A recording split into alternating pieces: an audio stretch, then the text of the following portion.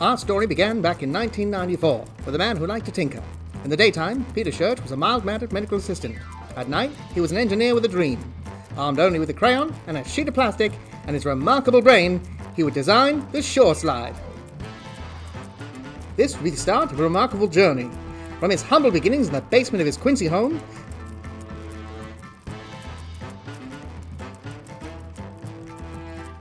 to a state-of-the-art 37,000 square foot factory right here in the US of A.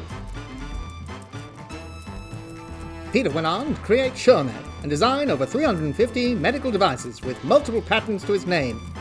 We here at SchureMed now manufacture over 2,000 precision mechanical parts.